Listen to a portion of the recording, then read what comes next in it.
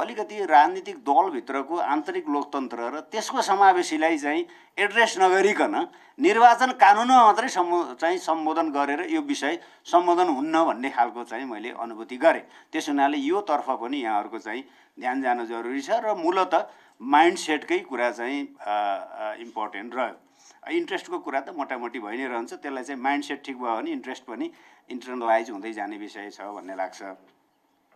अब त्यस पछाडि यो निर्वाचनमा कसलाई सहभागी हुन दिने नदिने भन्ने कुरामा पनि कतिपय टेक्निकल कुराहरू पनि छन्। जस्तो यहाँ हाम्रो सर्वोच्च अदालतले नै विदेशमा रहेका नागरिकहरूलाई भोट हाल्ने व्यवस्था गर्नु भनेर चाहिँ आदेश गरेको छ।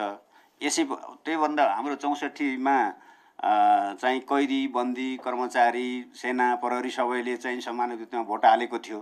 पछिल्लो दिनमा फेरि चाहिँ हामी रोक्यो।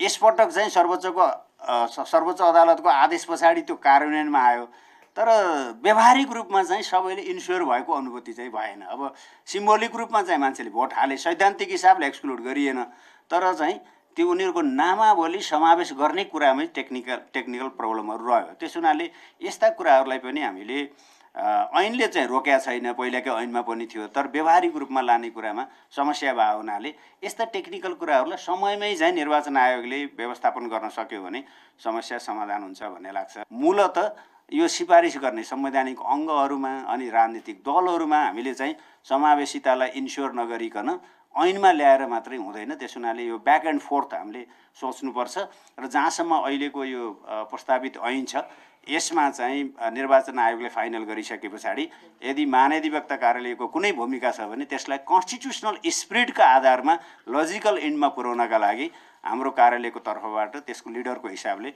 मेरो कमिटमेन्ट रहेको कुरा पनि यहाँहरूसँग निवेदन गर्दै